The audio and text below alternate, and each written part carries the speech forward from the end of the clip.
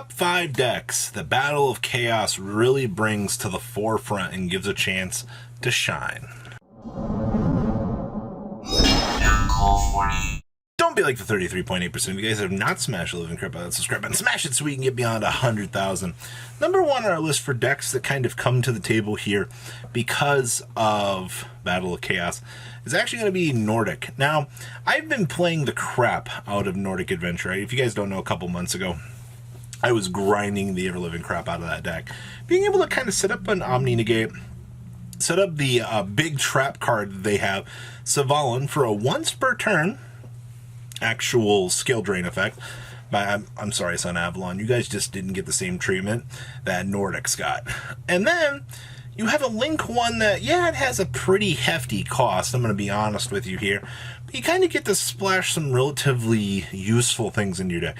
For example, you got the ability to search for the trap card on another extender for the deck. I actually think it's kind of cool, even though like your ending boards aren't necessarily like crazy powerful. Being able to end on, say, a Nordic Synchro monster, or an Azure monster, excuse me, for, you know, Loki, Thor, or Odin. Typically you can pick Thor, that way you can kind of float back.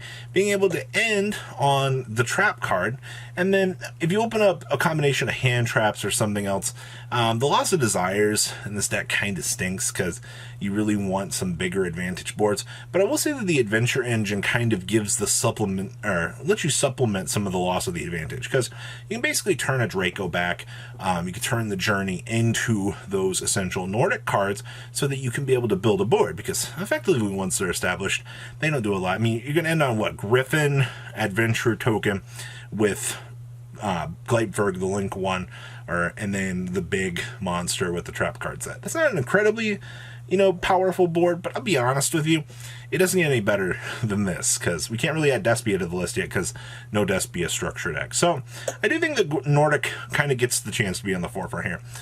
Number 2 on our list here is Blue Eyes. Now, Blue Eyes as a concept for this set really didn't get that much better. Alright, in comparison to the rest of the themes that got power-ups in this set, Blue Eyes is just kind of crying in the corner. Alright, so other cards you control cannot be destroyed by your opponent's card effects for Blue Eyes Jet. You can only use each of the following effects once per turn, and then you can only activate them while Blue Eyes is on the field or in the graveyard.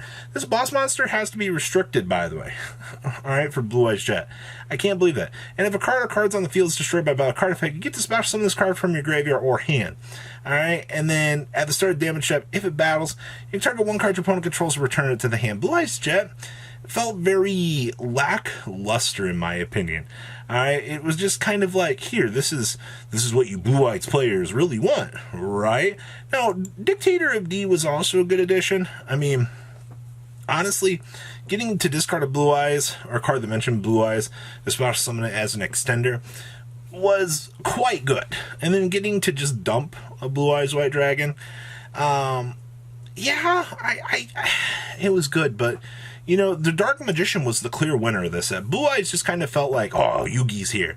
You know, we got to come up with some kind of okay Blue Eyes cards to kind of make Blue Eyes players feel like they got something here. And while it is something, I mean, the beautiful new fusion card and the ultimate ability to smash summon during the opponent's turn with ultimate fusion were both very nice additions. It's just, when you look at the raw power that Dark Magician has, I unfortunately don't think the Blue Eyes can really compete up to that standard that's kind of been set with the precedence of this set. I think a lot of the player base kind of will agree with me on that here. Next up here is Dark Magician. Holy moly.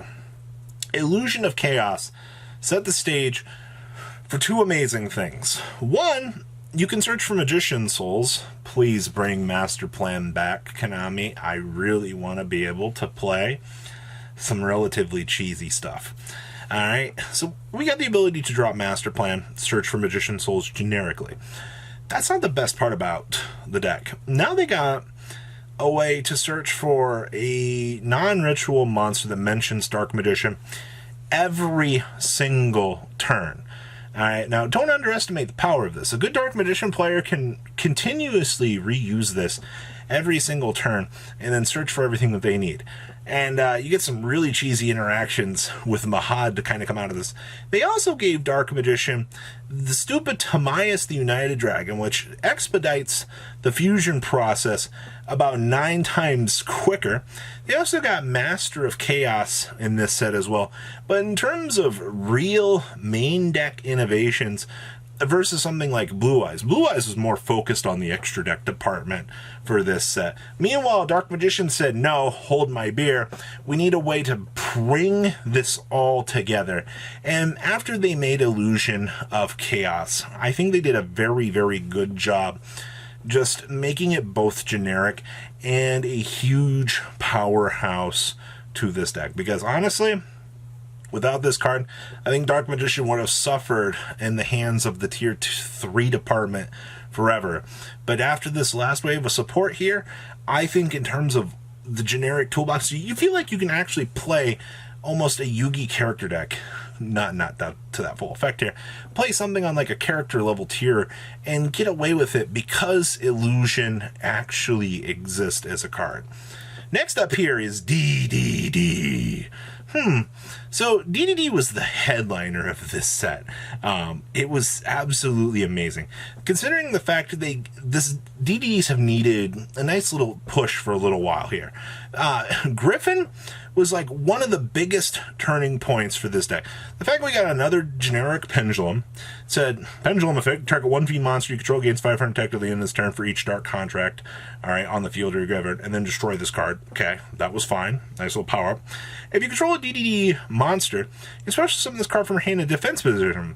If this card is in the Pendulum zone, you can discard one DD or dark contract card to draw a card. If this card is special summoned from the graveyard, you can add a DDD card from your deck to your hand except for Griffin. Talk about a card that brought this archetype together. Searchability is always a key thing here, but Griffin definitely set the stage for a little bit, I would say, more toxic interruptions here. Now, we also got a trap card and a field spell in this, and the fact that their field spell says, oh, by the way, we're going to restrict your opponent in the methods in which they can summon. All right, that was very interesting. We had a trap card that basically was Crackdown, which, I mean, it's not truly Crackdown, but it does give you access to the new big DDD Divisor King, which basically you can make use of any DDD monster to make it. If it's an Exceed monster, the materials will transfer. If you steal your opponent's monster and it has a DDD name, well, congratulations, you got access to the big guy now.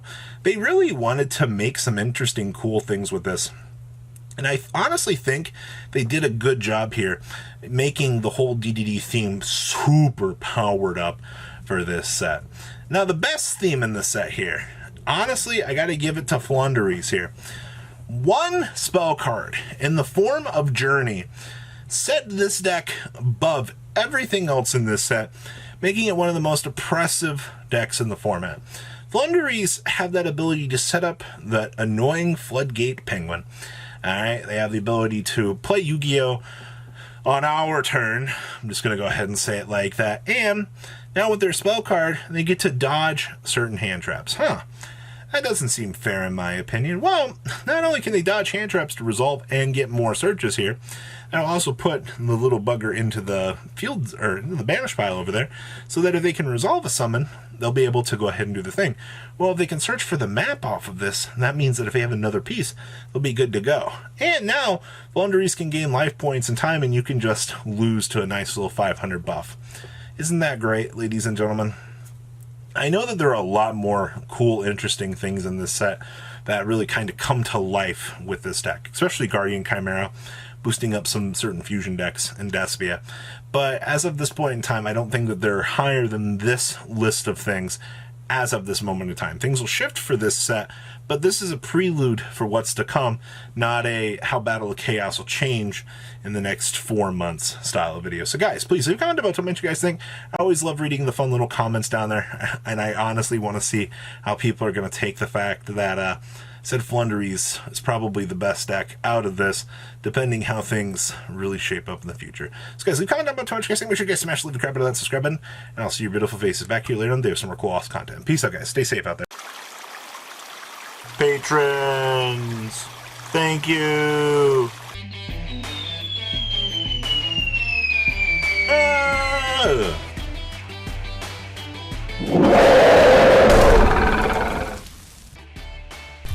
Thank you so much for watching. Check out these other videos.